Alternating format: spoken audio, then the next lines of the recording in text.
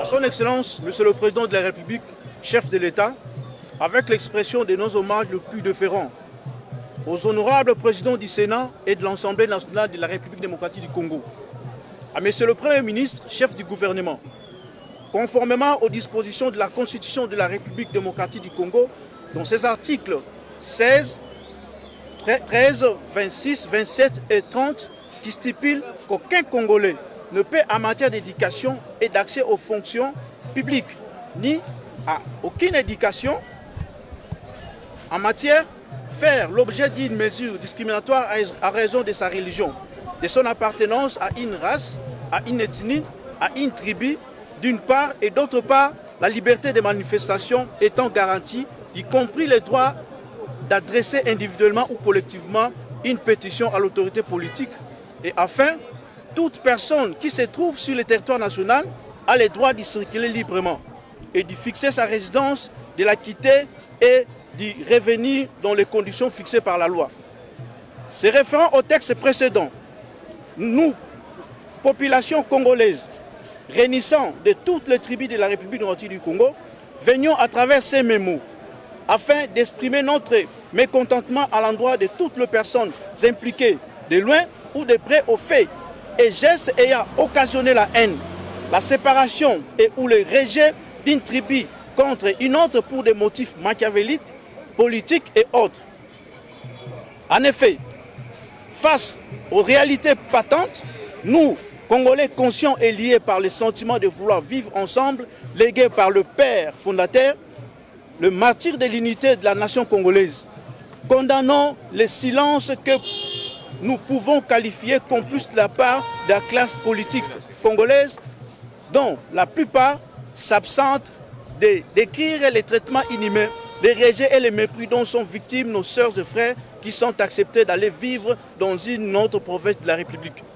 Eu égard à ce qui procède, ces pratiques séparatistes et tribales constituent une violation grave aux dispositions de la Constitution de la République, raison pour laquelle nous sollicitons une implication à tous les niveaux des autorités étatiques afin que les commanditaires et instigateurs de ces actes subissent la rigueur de la loi dans l'optique de décourager à l'avenir de telles entreprises criminelles.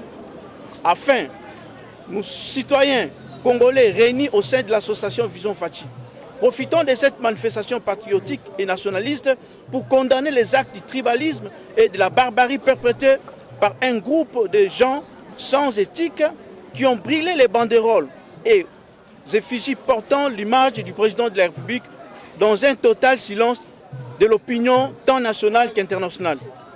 Nous ne saurions terminer nos propos sans pour autant réitérer tout notre soutien à toutes les institutions de la République, de notre pays en général, spécifiquement le président de la République, son Excellence, M. Félix Tshisekedi Tshilombo, Fachi Béton.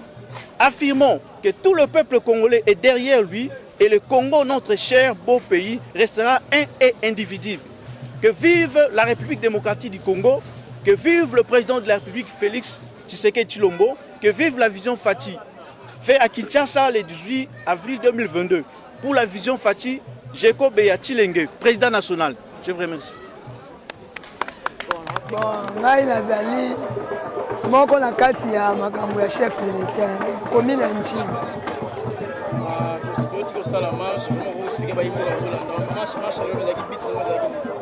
Marche oza mpona kosoutenir l'institution ya chef de l'État ainsi que toza na kanda effigie ya chef de l'État etumbami mpona korevendike ke biso toza na état de droit yango biso totelemi peuple congolais mpona koya kolakisa ke pouvoir eza na bakolo nango il faut pas ke basengi kolongola na droiture oyo ezali mpe batengama na mibeko fo balanda mibeko oyo esengeli na mboka.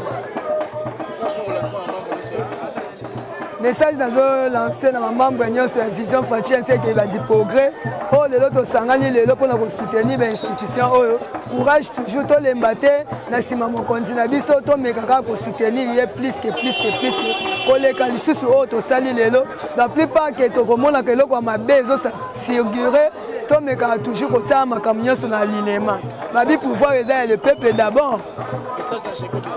Ah, mon président charge, c'est-à-dire que persévérance taka charge nyonso peka na président kolemba te.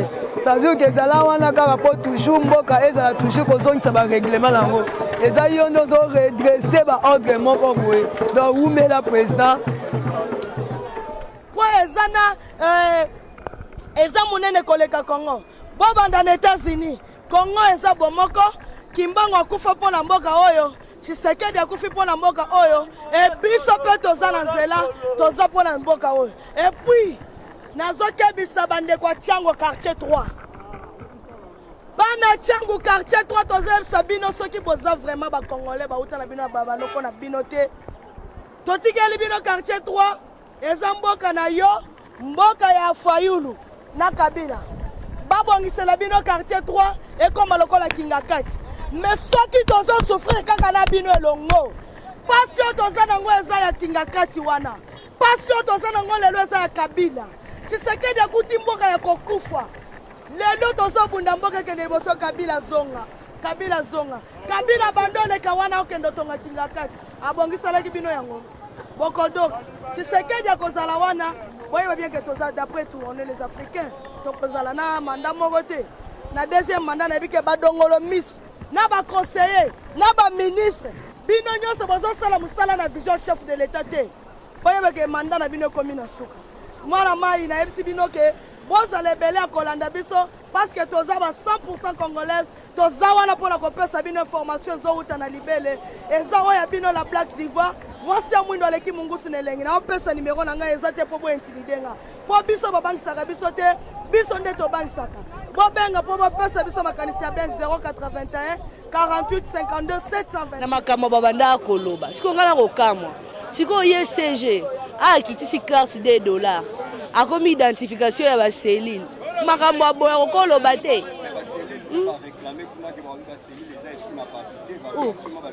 Cordon. Biso to yebi cellule IDP sakaleza iba no chama bonza. Mais cellule lelo cellule ligne za cellule armée numérique ya réseaux sociaux. Bakuya kuya ba komo ko isa mibeko. Ngala yebisa na mwa mboko giseka buya zonga nano moto no atika na orgueil wana. Pour dans quelques jours à toke da 2023. Oh moi je m'en fous, nga yaka sous siège te, je m'en fous. Ngala yaka sa musala, ngala yaka senge musala. Toko banga kaka po ba bibi kolo ekomi ba 5 ba $2 na ba $3 to zwa kuna. So beto ko banga pe likamso ba lobi soko lobi ka likambune boye ba kokombele ba elio na butu. Biso toza biso ba la fumu kimbango.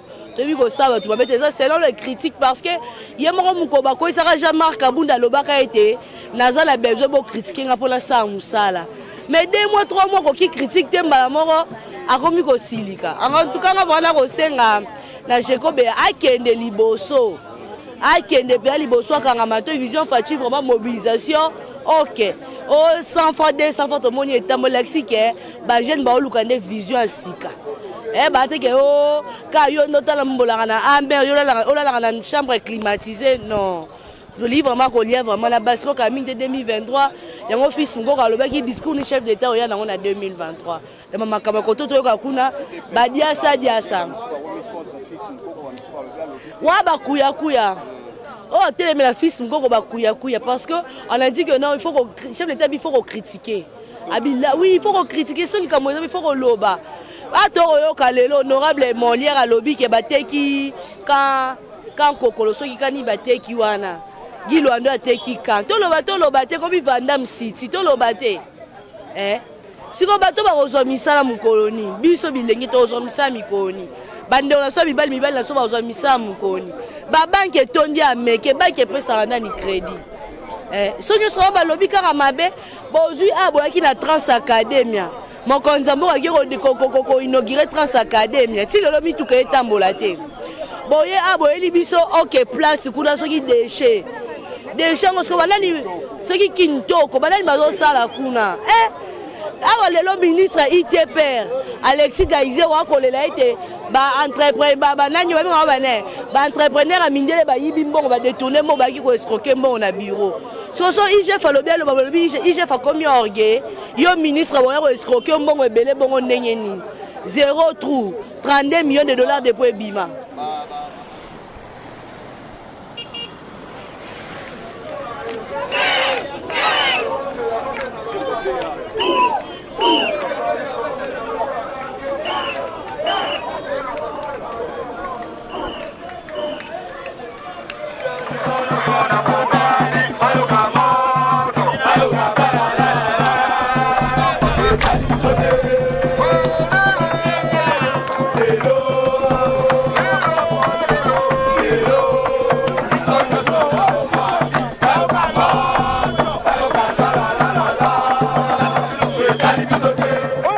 que non na province na biso tolingi bato province musuba ya wana te. En réalité so bolandel muto modèle wana aza ne peut congolais te. Aza ne peut congolais te. Aza na nationalité douteuse parce que un vrai congolais a koyi ko terminer muninga les congolais te. Eza lokwa bana libota moko. Papa na biso na mboka au Congo ezande Congo. Yenda na tata na biso na maman na biso. Biso na ba province za bana. Bongo comment peut dire que non? Yo papa na ngai oyebi ke yo ndem tobota biso okomi ko peksanga lisusu. Mwana moko lole kilanga to ya nanga akomi ko yebisanga lobi ke non. Ko sola kana ndeko nanga mususu wana te. Vous croyez ça c'est normal?